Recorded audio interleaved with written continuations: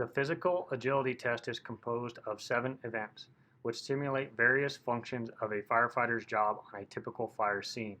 The applicant will wear a bunker coat, structure helmet, and structure gloves provided by the fire department while maneuvering through the course. The applicant will also wear a department-provided SCBA off-air. The applicant must supply his or her own shirt, pants or shorts, and footwear. The first event is a non-timed event, the aerial climb. Applicant's time for the remaining 6 events will commence when the applicant begins event number 2. Events number 2 through 7 must be completed within 7 minutes.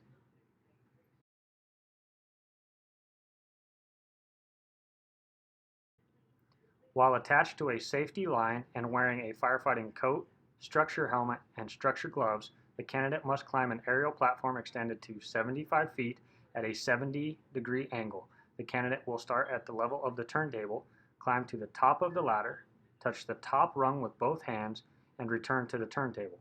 Upon completion of this event, the applicant will be assisted out of the safety harness and will be provided with a self-contained breathing apparatus that will be worn for the remainder of the course. Applicant's time will begin at the start of event number 2. The candidate shall not stop for longer than 5 seconds while climbing the ladder. If a candidate stops continual movement during this station, the proctor will give a verbal warning. Failure to resume movement within 5 seconds will result in a failure.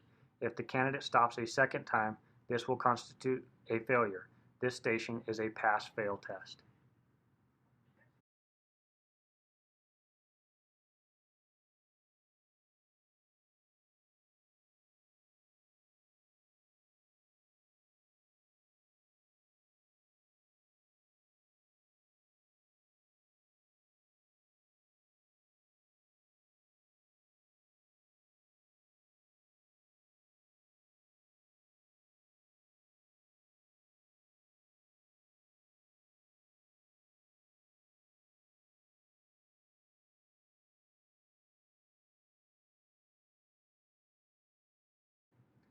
This event uses a 24-foot fire department ladder.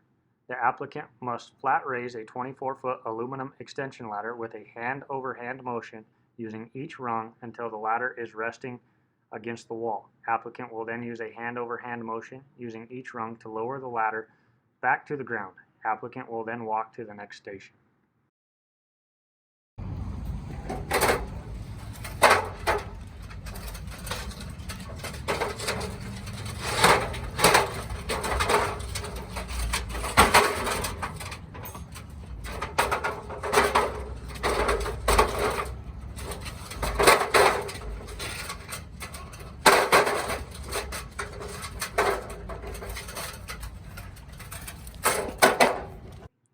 If an applicant fails to use hand-over-hand motion on each rung during the raising and lowering, a failure will be issued and testing will cease. If the applicant drops the ladder on the ground, it will be marked as a fail and testing will cease.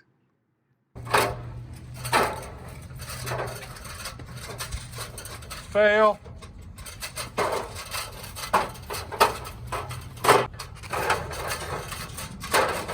Fail.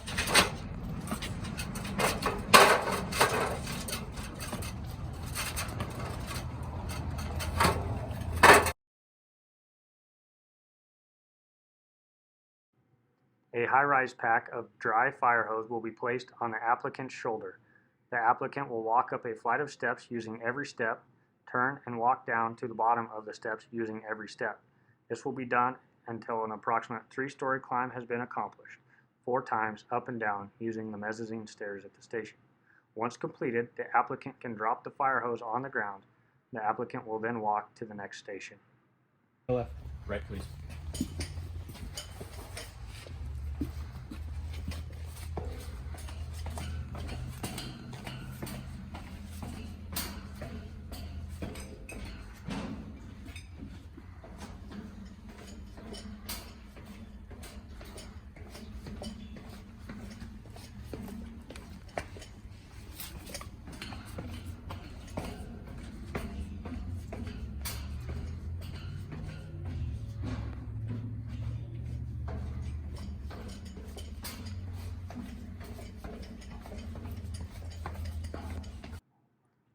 The candidate may utilize the handrail to maintain balance while ascending and descending the stairs.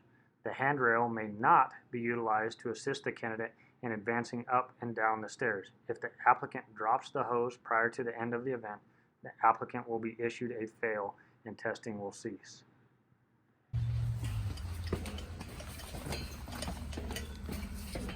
Fail.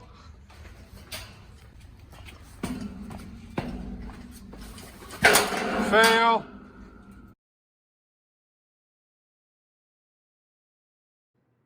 The applicant will fully advance 150 feet of dry 2.5-inch attack line by placing the nozzle over their shoulder and dragging the line to a predetermined location. The candidate is allowed to run during this event. The candidate will then drop to at least one knee within the designated 5-foot by 7-foot box and pull 50 feet of hose hand over hand. 50 feet is at the coupling which will be marked. The event is completed when the marked coupling is inside the box. The applicant will then walk to the next station. This is the only event where running is permitted on the course.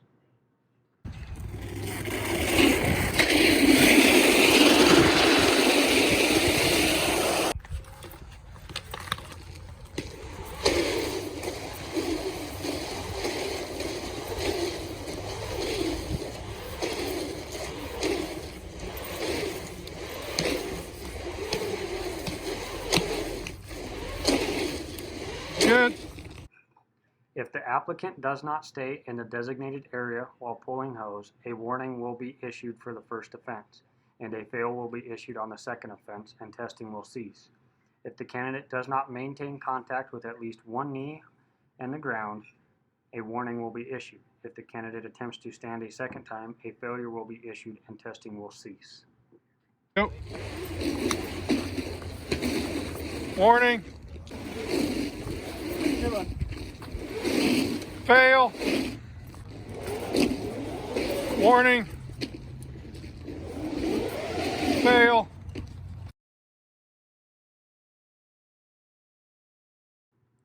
The applicant will pick up 2 saws, one in each hand, and carry them while walking 75 feet around a cone and then back to the starting point.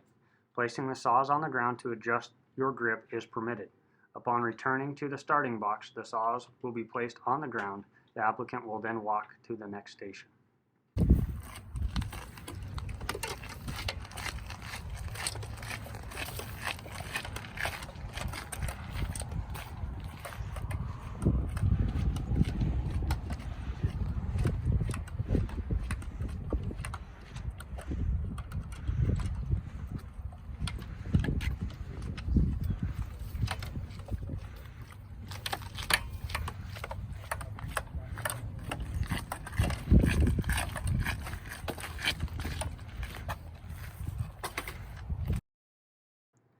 Dropping either saw on the ground during the carry will result in a failure and testing will cease. Running is not permitted during this event. If a candidate runs, a warning will be issued. If the candidate runs a second time, a failure will be given and testing will cease. Warning. Fail.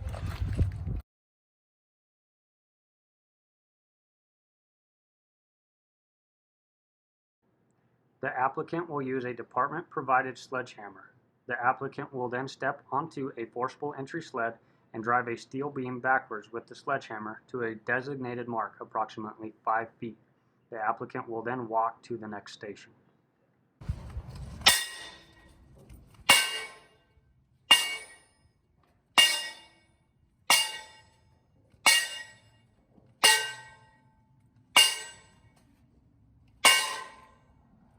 Good. If the applicant fails to remain on the sled during the event, a warning will be issued for the first offense. Second offense, a failure will be issued and testing will cease. If the applicant loses control of the sledgehammer during the event, a failure will be issued and testing will cease. Warning. Fail.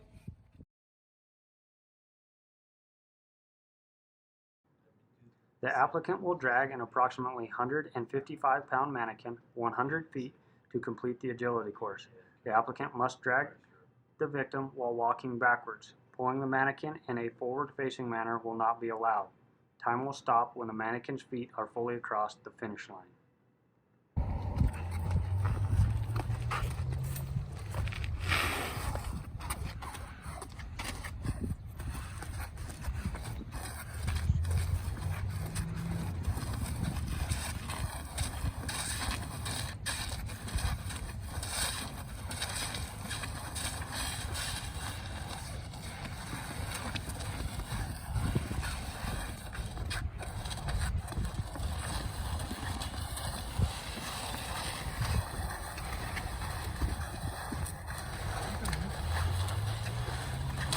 Good.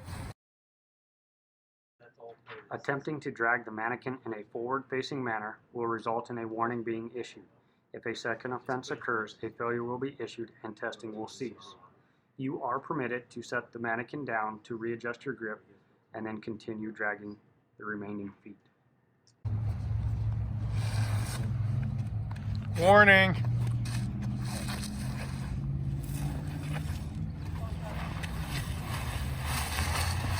Fail. Any candidate that starts the agility will be directed to a rehab area upon completion or if the test is stopped for any reason. Once in rehab, the candidate will be provided with water and monitored by staff for any health issues. The candidate must remain in rehab until released by a Scottsbluff Fire Department staff member. Please do not ask proctors for your time while on the course. The proctors will not provide the candidate with any times until they have completed the course.